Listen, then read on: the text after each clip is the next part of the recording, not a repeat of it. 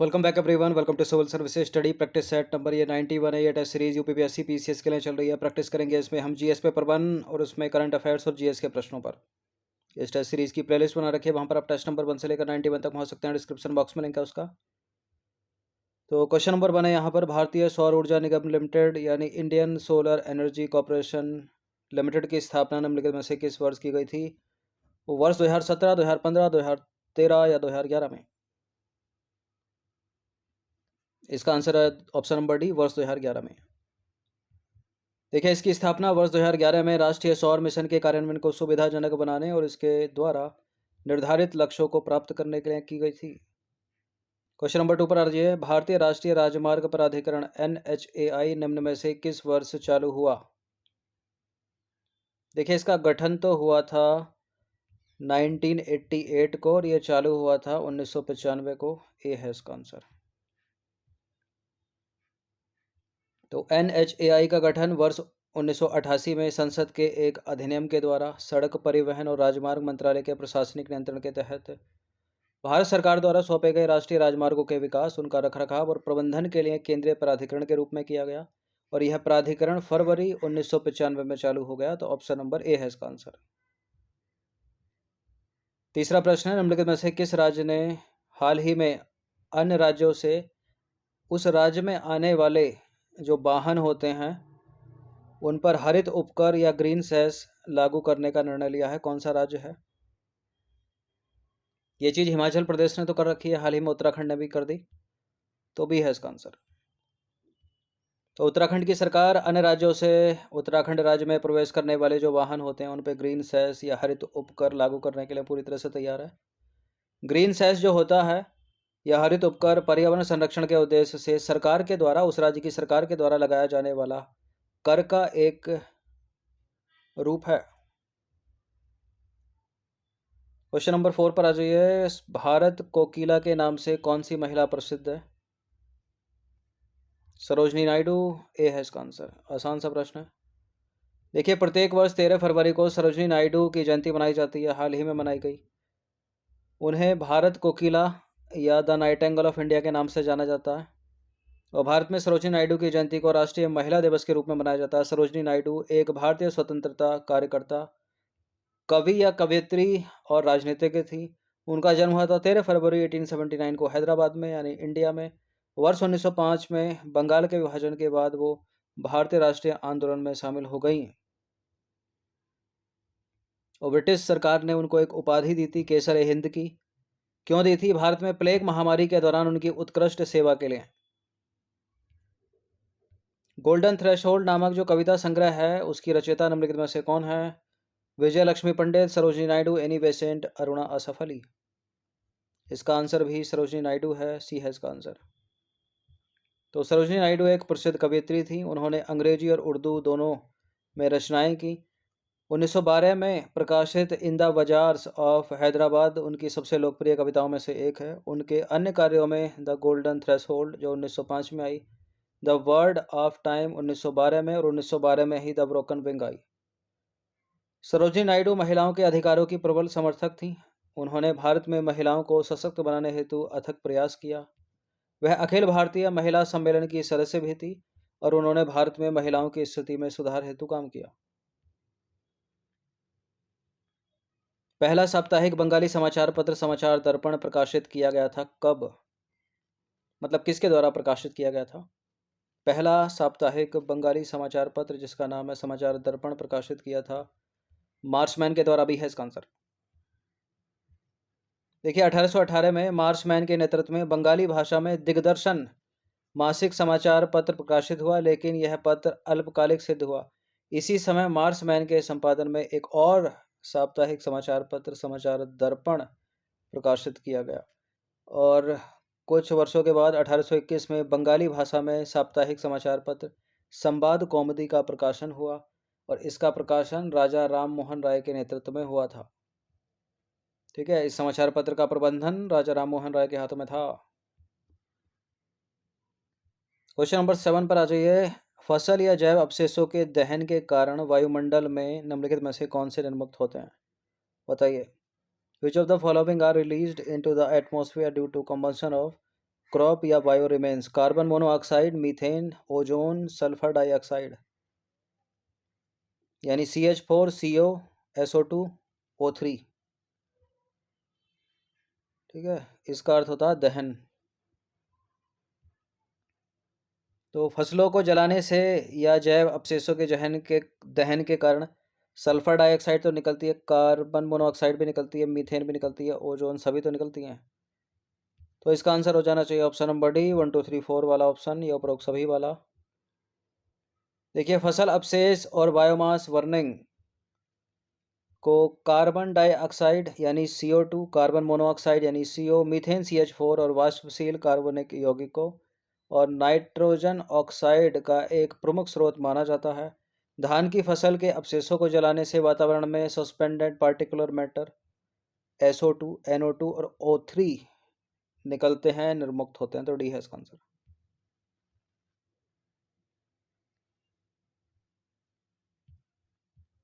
Question number 8 पर आइए। सूची 1 को सूची 2 के साथ सम्मिलित कीजिए। नीचे दिए गए कूट का प्रयोग करके सही उत्तर का चुनाव कीजिए। सूची 1 में है अभिसमय और सूची 2 में है विषय जिससे वो संबंधित होंगे। इंपॉर्टेंट है, एग्जाम में पूछा जाता है, जैसे कि लंदन अभिसमय किससे, हांगकांग अभिसमय, वेगानी अभिसमय, शिकागो अभिसमय।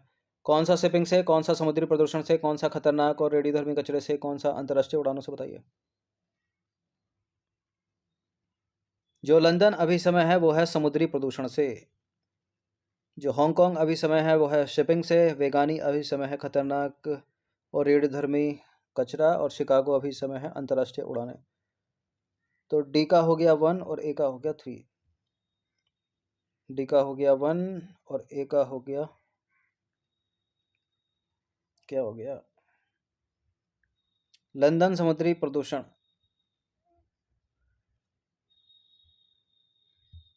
ए का 3, हांगकांग अभी समय, शिपिंग बी का 4। कुछ गड़बड़ हो गई। 3 4 2 1। ठीक है, 3 4 2 1, 3 4 2 यहाँ आएगा, 1 यहाँ आएगा, ये कुछ प्रिंटिंग मिस्टेक हो गई है। ठीक है, 3 4 2 1 उसी है इसका आंसर। तो लंदन अभिसमय जो है वो समुद्री प्रदूषण से, जैसा मिलवाया था। हांगकांग अभिसमय जो है वो शिपिंग से हो गया। बेगानी अभिसमय हो गया खतरनाक और रेडियोधर्मी कचरे से। शिकागो अभिसमय हो गया अंतर्राष्ट्रीय उड़ानों से। तो 3 4 1 2 होना चाहिए सी में। ठीक है, शिकागो अभिसमय अंतर्राष्ट्रीय उड़ानें, हांगकांग शिपिंग, वेगानी खतरनाक और रेडियोधर्मी प्रदूषण, लंदन अभिसमय समुद्री प्रदूषण।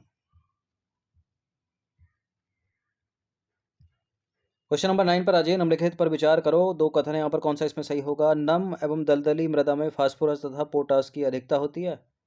नम मृदा प्रायः धान की खेती के लिए उपयुक्त होती है। देखिए, नम मृदा प्रायः धान की खेती के लिए उपयुक्त होती है, ठीक है, लेकिन पहला वाला गलत है। नम एवं दलदली मृदा में फास्फोरस तथा पोटास की कमी होती है, कमी। ठीक है, बी है इसका आंसर। तो नम एवं दलदली मृदा का जो निर्माण है वो अत्यधिक आर्द्रता वाली दशाओं में बड़ी मात्रा में कार्बनिक तत्वों के जमाव के कारण होता है। नम एवं दलदली मृदा में फास्फोरस तथा पोटास की कमी होती है, ना कि अधिकता। इन क्षेत्रों में अवायवीय दशाओं में मृदा में लौह तत्वों की उपस्थिति होती है। नम मृदा प्रायः धान की खेती के लिए उपयुक्त होती है, तो ए है इसका आंसर। क्वेश्चन नंबर 10 पर आ जाइए। निम्नलिखित में से कौन सा या से सतत कृषि संबंधी सरकारी पहल है? पूर्वोत्तर क्षेत्र के लिए जैविक मूल्य श्रृंखला विकास मिशन, परंपरागत कृषि विकास योजना, कृषि वानिकी पर उप मिशन, सारे के सारे। सतत विकास संबंधी सरकारी पहलें सारी हैं, तीनों के तीनों। तो इसका आंसर हो जाएगा ऑप्शन नंबर डी, 1 2 3। देखिए, सतत विकास से संबंधित हाल की सरकारी पहलें पूर्वोत्तर क्षेत्र के लिए जैविक मूल्य श्रृंखला विकास मिशन, राष्ट्रीय सतत कृषि मिशन, परंपरागत कृषि विकास योजना, कृषि वानिकी पर उप मिशन, राष्ट्रीय कृषि विकास योजना। क्वेश्चन नंबर 11 पर आ जाइए। मॉन्ट्रियल प्रोटोकॉल को कब अपनाया गया था, पूछ रहा है। 22 फरवरी, 16 सितंबर, 15 सितंबर, 25 सितंबर, 1997, 87, 97, 87। इंपॉर्टेंट है प्रश्न ये। मॉन्ट्रियल प्रोटोकॉल का अपनाया गया 1987 में, 15 सितंबर 1987 को। तो बी है इसका आंसर। देखिए, मॉन्ट्रियल प्रोटोकॉल ओजोन को कम करने वाले पदार्थों के उपयोग को समाप्त करके पृथ्वी की ओजोन परत की रक्षा के लिए एक अंतर्राष्ट्रीय पर्यावरण समझौता है। 15 सितंबर 1987 को अपनाया गया ये प्रोटोकॉल जो है आज की एकमात्र संयुक्त राष्ट्र संधि है जिसे पृथ्वी पर हर देश द्वारा संयुक्त राष्ट्र के सभी 197 सदस्य देशों द्वारा अनुमोदित किया गया है। क्वेश्चन नंबर 12 पर आ जाइए। निम्नलिखित में से कौन सा विश्व का सबसे बड़ा मैंग्रोव क्षेत्र है? एरल सागर, Sahara, Sundarban, great barrier reef. Great barrier तो दुनिया की सबसे बड़ी कोरल रीफ है, मैंग्रोव तो है नहीं ये। एरल सागर सूख गया पूरी तरह से, ठीक है। बाकी सहारा एक डेजर्ट है अफ्रीका में, उत्तरी अफ्रीका में, तो सुंदरबन हो गया। गंगा ब्रह्मपुत्र बांग्लादेश में मेघना नदी का डेल्टा। देखिए, बंगाल की खाड़ी में गंगा ब्रह्मपुत्र और मेघना नदियों के डेल्टा पर स्थित जो सुंदरबन है विश्व का सबसे बड़ा मैंग्रोव वन क्षेत्र है। मैंग्रोव पारिस्थितिकी तंत्र एक अत्यंत विशिष्ट परिवेश है जो उष्णकटिबंधीय और उपोष्णकटिबंधीय क्षेत्रों में भूमि और समुद्र के बीच पाया जाता है। सुंदरबन का जो 40% भाग है वो भारत में है, शेष भाग बांग्लादेश में स्थित है। सुंदरबन को वर्ष 1987 में जो भारतीय क्षेत्र है और 1997 में यानी 10 साल के बाद जो बांग्लादेशी क्षेत्र है उसको यूनेस्को विश्व धरोहर स्थल के रूप में नामित किया गया था, याद रखिएगा। नंबर 13 पर अजय निम्नलिखित में से कौन सी नदी भूमध्य सागर यानी मेडिटेरियन सी में गिरती है? जाम्बेजी, नील नदी, कंगो नदी, माबोमो नदी। कल के टेस्ट में पढ़ाया था ये, प्रैक्टिस में नील नदी है इसका आंसर। तो नील नदी अफ्रीका की नदी है, भूमध्य सागर में गिरती है ये। और भूमध्य सागरीय बेसिन से घिरा हुआ भूमध्य सागर अटलांटिक महासागर से जुड़ा एक सागर है। यह लगभग पूरी तरह से भूमि से घिरा हुआ है और यह उत्तर में दक्षिणी यूरोप और अनातोलिया, दक्षिण में उत्तरी अफ्रीका एवं पूर्व में पश्चिमी एशिया में लेमवंत द्वारा घिरा है। नंबर 14 है गुप्तकालीन दशावतार मंदिर से रिलेटेड दो स्टेटमेंट है। यहाँ पर कौन सा इसमें सही नहीं है, इनकरेक्ट स्टेटमेंट कौन सा है इसमें? उत्तर प्रदेश के ललितपुर जिले के देवगढ़ में अवस्थित है दशावतार मंदिर और इसमें रामायण तथा महाभारत के कई मनोहारी दृश्यों का भी अंकन है। मनोहारी दृश्यों का भी अंकन है। कुछ गलत है क्या इसमें? देखिए, दोनों के दोनों सही हैं, कोई भी गलत नहीं है इसमें, इसलिए इसका आंसर लगाएंगे हम डी। तो उपरोक्त दोनों के दोनों सत्य हैं, इनकरेक्ट पूछ रहा है, कोई इनकरेक्ट नहीं है, डी है आंसर। गुप्तकालीन दशावतार मंदिर उत्तर प्रदेश के ललितपुर के देवगढ़ में अवस्थित है। इसमें रामायण और महाभारत के कई मनोहारी दृश्यों का भी अंकन है। अन्य समकालीन मंदिरों से विपरीत यह मंदिर शिखर मंदिर का प्रथम उदाहरण है। एक रचना है कथा सरित सागर, किसकी रचना है ये? हेमचंद्र, क्षेमेंद्र, सोमदेव या गुणाढ्य। कथा सरित सागर ये रचना है सोमदेव की, ऑप्शन नंबर ए है इसका आंसर। तो कथा सरित सागर संस्कृत कथा साहित्य का एक शिरोमणि ग्रंथ है। कथा सरित सागर की रचना सोमदेव ने कश्मीर नरेश अनंत की रानी सूर्यवती के मनोरंजन के लिए की थी। क्वेश्चन नंबर 16 पर आ जाइए। नॉर्ड स्ट्रीम पाइपलाइन निम्नलिखित में से किस सागर से गुजरती है? नॉर्ड स्ट्रीम पाइपलाइन जो है वो बाल्टिक सागर से गुजरती है, सी है इसका आंसर। नॉर्ड स्ट्रीम जो है प्राकृतिक गैस पाइपलाइन है जो रूस और जर्मनी को जोड़ने वाले बाल्टिक सागर के नीचे से गुजरती है। इस पाइपलाइन का निर्माण यूक्रेन जैसे पारंपरिक पारगमन प्रणाली वाले देशों के बजाय रूस से यूरोप तक प्राकृतिक गैस के परिवहन के उद्देश्य से किया गया था।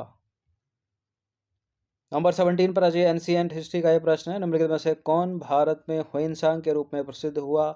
सीचिंग, जुआन जैंग, सी हुआंगटी, लीचिंग।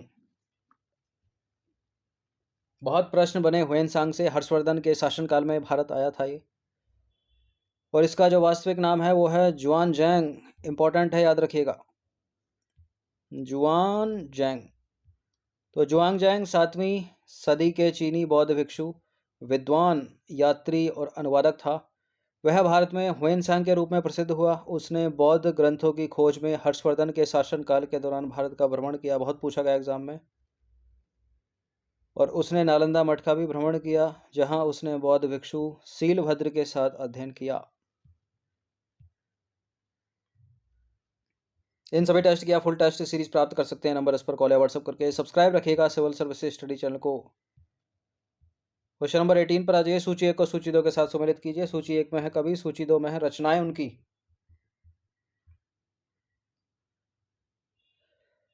हरिशेन, शूद्रक, विशाख दत्त, विष्णु शर्मा। देखिए, प्रयाग प्रशस्ति की रचनाएं हरिशेन। हरिशेन कवि की रचना प्रयाग प्रशस्ति। शूद्रक की रचना मृच्छकटिकम। विशाख दत्त की रचना मुद्रा राक्षस। और विष्णु शर्मा की रचना पंचतंत्र। बहुत पूछे गए एग्जाम में, स्कूल में पढ़ी होगी आपने। तो ए का 2 हो गया और बी का हो गया 1। ए का 2 हो गया और बी का हो गया 1, यानी सी है इसका आंसर। सी का 4 हो गया, डी का 3 हो गया। तो 2 1 4 3। हरिशेन ने प्रयाग प्रशस्ति की रचना की, शूद्रक ने मृच्छकटिकम की रचना की, और विशाख दत्त ने मुद्रा राक्षस की रचना की, और विष्णु शर्मा ने रचना की पंचतंत्र की। क्वेश्चन नंबर 19 पर आ जाइए। वायु में ध्वनि तरंगे डैश के रूप में गति करती हैं। अनुप्रस्थ तरंगे, केवल अनुदैर्घ्य तरंगे, विद्युत चुंबकीय तरंगे। अनुप्रस्थ तथा अनुदैर्घ्य दोनों प्रकार की तरंगे। इंपॉर्टेंट है। वायु में ध्वनि तरंगे, देखिए ध्वनि तरंगे निर्वात में नहीं चल सकती, ठीक है।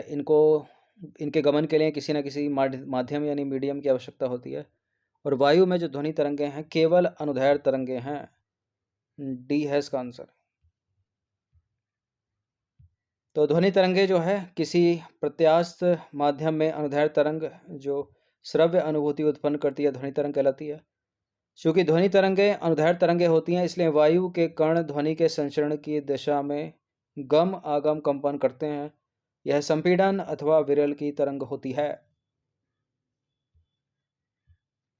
सबसे तेज चलती है ठोस में, उसके बाद गैस में, और सबसे ज़्यादा ठोस में, उसके बाद द्रव में, सबसे कम गैस में। क्वेश्चन नंबर 20 पर आ जाइए।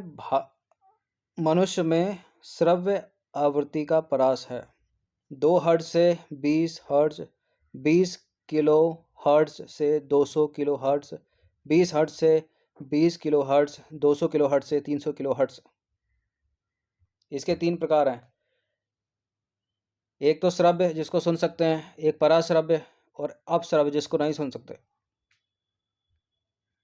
तो मनुष्य की जो श्रव्य परास है वो 20 हर्ट्ज होती है, ठीक है। 20 हर्ट्ज से 20 किलो हर्ट्ज, तो सी है इसका आंसर।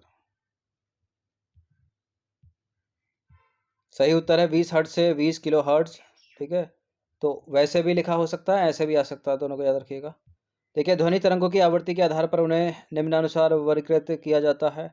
एक तो हो गई पहली श्रवणीय ध्वनि, मतलब जिसको सुन सकते हैं। यह एक प्रकार की ध्वनि है जिसे मनुष्य सुन सकता है। यह 20 हर्ट्ज से 20 किलो हर्ट्ज की आवृत्ति की रेंज है, और जो आंसर था एक है पराध्वनिक ध्वनि, ठीक है। यह मानव श्रवण की श्रव्य सीमा से अधिक आवृत्तियों के साथ ध्वनि का प्रकार है जो हानिकारक है। पराध्वनिक ध्वनि की आवृत्ति रेंज है 20 किलो हर्ट्ज, ठीक है। एक है अपश्रव्य जिसको मनुष्य सुन ही नहीं सकता। यह मानव श्रवण की श्रव्य सीमा से कम आवृत्तियों के साथ ध्वनि का प्रकार है। अपश्रव्य ध्वनि की रेंज कितनी होती है? 20 हर्ट्ज से कम, जबकि मनुष्य को सुनना है 20 हर्ट्ज से लेकर, ये 20 हर्ट्ज से कम है, 20 हर्ट्ज से 20 किलो हर्ट्ज तक, ठीक है। तो सुन इसको सकता है लेकिन हानिकारक है, इसको नहीं सुन सकता क्योंकि कम है। तो 20 प्रश्न ये इंपॉर्टेंट, इनकी प्रैक्टिस कर लीजिएगा। इस तरह के प्रश्न बिल्कुल एग्जाम में आपकी हेल्प करेंगे। धन्यवाद।